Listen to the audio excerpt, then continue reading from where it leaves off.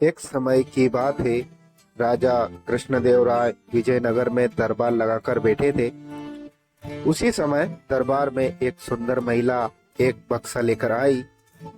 उस बक्से में एक मखमली साड़ी थी, जिसे निकालकर वह दरबार में राजा और सभी दरबारियों को दिखाने लगी। साड़ी इतनी सुंदर थी कि जो भी उसे देखता वह हैरान रह जाता। महिला ने राजा से कहा कि वह ऐसी ही सुंदर साड़ी बनाती है।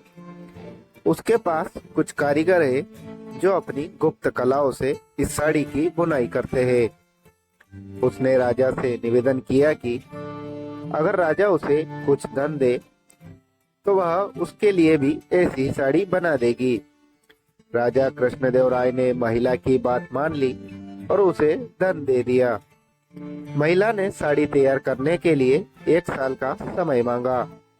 इसके बाद वह महिला साड़ी बुनने वाले अपने कारीगरों के साथ राजा के महल में रहने लगी और साड़ी की बुनाई करने लगी।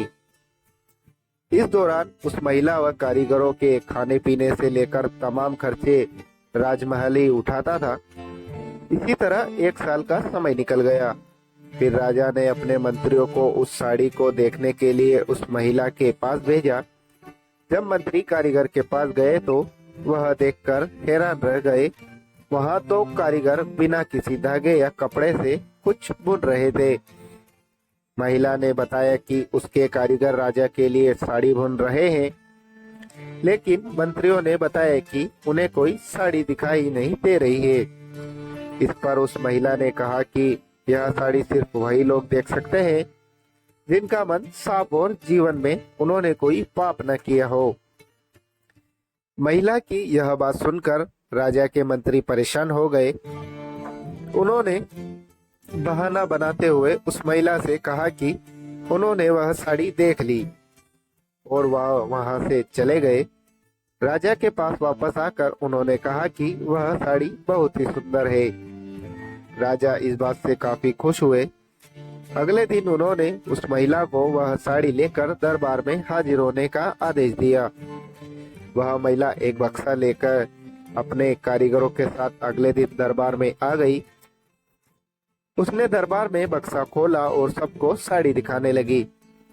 दरबार में बैठे सभी लोग बहुत हैरान थे, क्योंकि राजा समेत साड़ी किसी भी दरबारियों को नहीं दिखाई दे रही थी।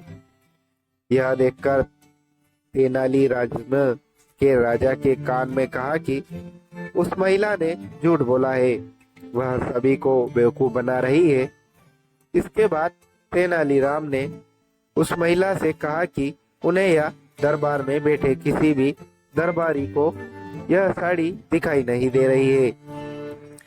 तेनालीराम की यह बात सुनकर महिला ने कहा कि यह साड़ी सिर्फ उसी को दिखाई देगी जिसका मन साफ होगा और उसने कोई पाप न किया हो। महिला की इस बात को सुनकर तेनालीराम मन में एक योजना बनाई। उन्होंने उस महिला से कहा, राजा चाहते हैं कि तुम खुद उस साड़ी को पहनकर दरबार में आओ और सभी को वह साड़ी दिखाओ।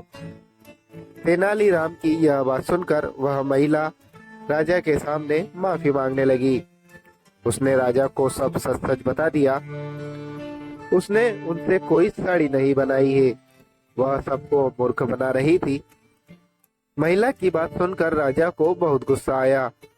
उन्होंने उसे जेल में डालने की सजा सुना दी। लेकिन जब उस महिला की